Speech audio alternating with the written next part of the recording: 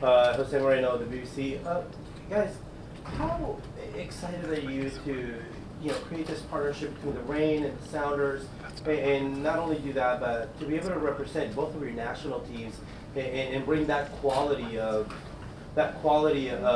player to this region? You can go ahead. Oh, thank you. I think we're really excited. I think it's new. I think it's different. And I think it's fresh. And it's something that we're all excited to kind of be a part of. And I think that it's an incredible club, men and women's side. I think they've done incredible. And just linking them has been so amazing for us. And yeah, I think like bouncing between national team and club, it's an honor. And I think that coming back to this club, it's a great environment to come back to. I think everyone kind of says it's an honor to represent your national team, but it's an honor to represent this club as well, just by how they handle themselves and what they do for us as a club. So we're excited. I hope you guys are excited. But yeah, speaking for our side, we're really excited. Yeah, I think for us, for me, it's my first time being surrounded by a women's soccer team, so I'm very excited to see what that's all about. I've heard really good things about it. I've seen really good things about it, and so it's exciting to have, both good clubs, competitive clubs that can compete at the highest level in the same city, and so it's very exciting. All right, Jeremiah, over to you. Yeah, Jesus, just to talk about the game, I don't. Would you say your participation up to this point in terms of starts and whatnot, has that been what you expected, and how have you sort of been managing, sort of rotating in and out of the lineup? Yeah, no, I think it's just part of the game, Come into a new team, you have to kind of adjust, be prepared for any moment that you step into the field. And so for me, I'm enjoying every moment, getting less minutes, getting more minutes. That for me, that's not my focus right now. My focus right now is to learn about the team, get to know all my teammates in a very good basis. So then whenever I go into the field, I can perform and help the team. All right, we'll come down to Andy next here in the front row, Gigi. Andy Amash, Seattle Times. Jordyn, for you as a player, what's changed the most since kind of this merger happened last year? What are the biggest differences from how it was before to how it is now? I think just like the effort and the time that we've kind of been given as a club, I think has changed. I think like you can tell by the amount of staff we're getting, the little details. Obviously, not everyone sees, but it makes a big difference in what we're doing in our career. Adding players that make a big difference.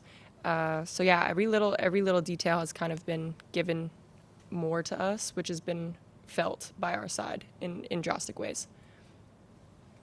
Okay, we'll come down the row here to Nico Moreno. And then Jeremiah, over to you. Or no, do you have a follow-up?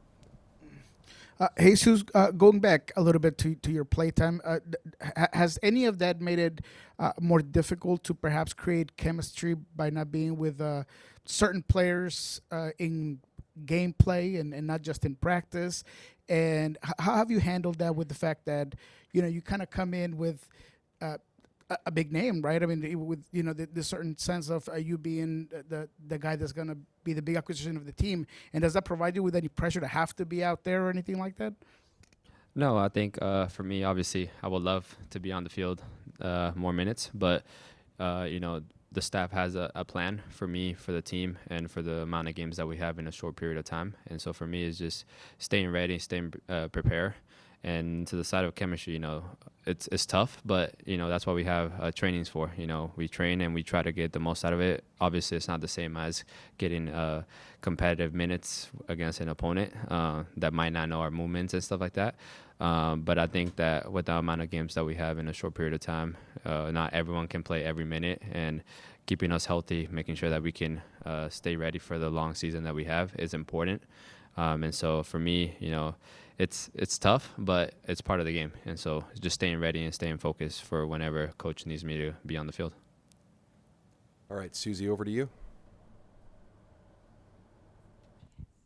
Hi, Susie, Sounder at Heart. Jordyn, nice to see you. You've had some new additions to the front line this year, bringing some different dynamics to the team, and I'm wondering, what are you feeling like that can unlock for you personally, but also just the team in the attack? I think, yeah, we made a lot of moves in the offseason. Great. Helped us a lot. I think we got a lot of speed this year, which is going to change our game. Obviously, search the line a little bit more than we had last year. And for me, give me the ability to kind of just stay in the box.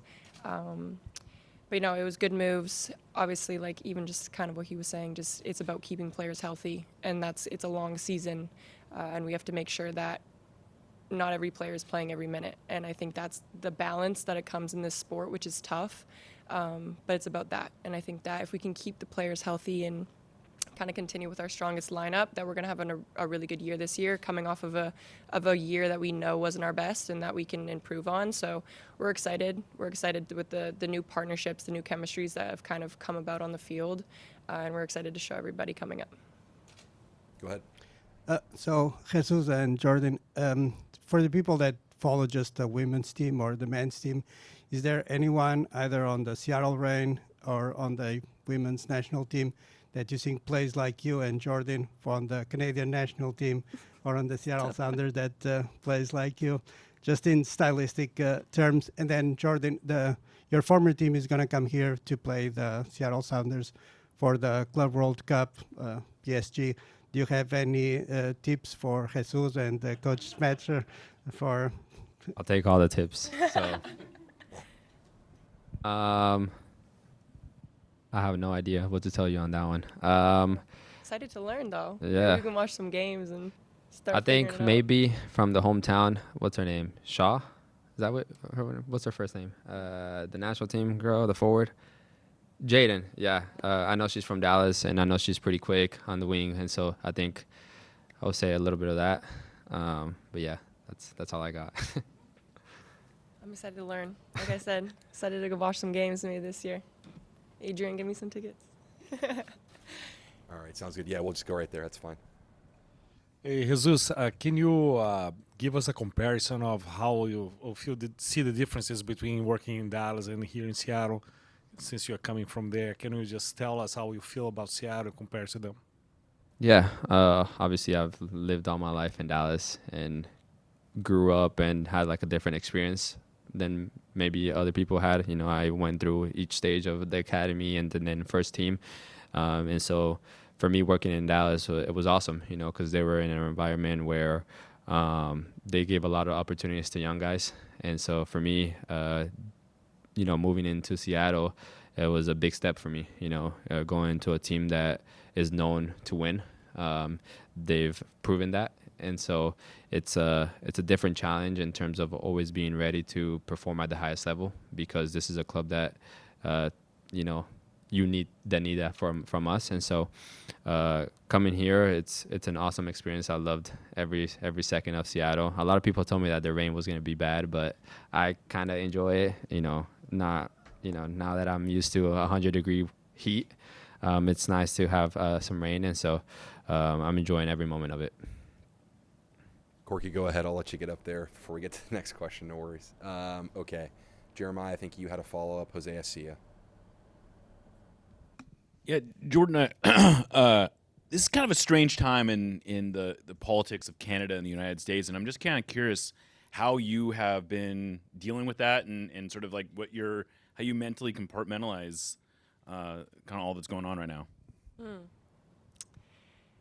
Yeah, I mean, it's crazy. Everything going on, it's a lot, but I think we just have to focus on what we're here to do. Obviously, I'm from Canada, but playing in America, so it's a little bit of dual things. But yeah, just honestly not much. I just chat with my family every once in a while to make sure that they're good and that they're feeling okay, and that's all I can really do.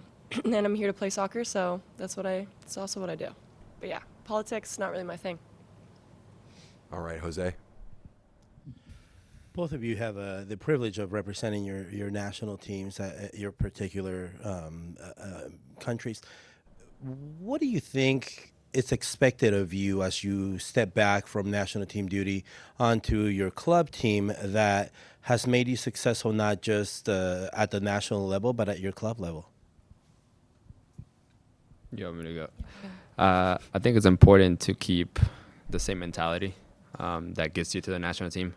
I think performing at a club level gets you the opportunity to perform at a national team level. And so I think what gets you there is those little things, making sure that you're training every time at 100%. I know sometimes it's difficult whenever you have trainings every day and it's kind of repetitive, but this is what we're meant to be doing. This is what we do for a living, and so making sure that you can stay positive every time and do it at 100%, because something that gets you there, that's what works. And so kind of do what works for you and staying positive. I think a lot of people kind of don't do what they need to do to make it. And so, doing the little things, the rehab and staying overtime, do the extra shooting, I think that's what makes you a better player, and that gives you the opportunity to represent your national team.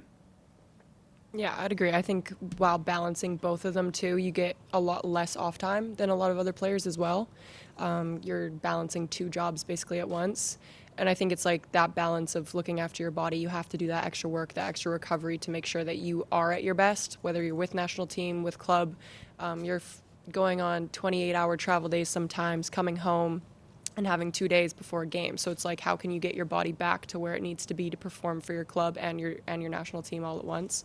So I think that's a big balance as well, and it comes from the club too, to how can we support them in the best ways possible to make sure that their bodies are ready to give us what they need to give us in these games. So it's a balancing act. I think it's very different than a player who just plays for club, at least on the women's side, and they do really well with it. I think they're very aware of it, and they are able to give us off days when we need it, or give a little bit of support and help when we need the recovery, or able to tell us to push a little bit harder when it's just time to grind it out. And I think that's the balance of it too. It's just like a fun little balancing act.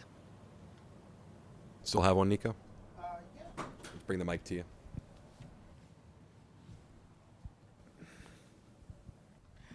Jesus, you got to mention that you lived in Dallas all your life. Do you find yourself watching FC Dallas, and what are your thoughts on Lucho Acosta's move down there to Dallas, and is that something that you kind of keep an eye on? Yeah, no, of course. It's not like I'm gonna forget about the team that I kind of grew up with. I've watched both games. I love keeping up with them. That's kind of my hometown club, and so I'm glad that they're getting top players like Lucho. We know what he can do and what he can bring of his experience in the league, and so it's awesome what they're building there. But yeah, no, I still keep an eye there. But I got a new home now, so. Thanks. Miss anybody? Sure, we'll take one more. So, Jordyn, having played in Europe and then moving back to the American continent, how do you find the level of competition across continents? Because obviously you played League One, but you also played UEFA. How is that matchup? Because traditional, we think that Europe is stronger on the men's side, but we think that on America is stronger on the women's side. How do you find that? I just think that they're different leagues. I feel like Europe for women is very technical, slows the game down, kind of possesses the ball a lot more, tries to break teams down that way, and America's very transitional and quicker and faster. So they're just very different games. It's hard to compare them, and I think that's why Women's World Cups are so exciting, because different countries, different continents bring different things. Even like getting African teams involved too, they bring a different identity. So I think that's what makes it so exciting, is that you never really know how it's going to turn out, because it's two very different styles of play kind of clashing. And I'd say that's what it is. I think that the American side is starting to add a little bits of the European side as well slowly. But yeah, I think it's just very different styles of play.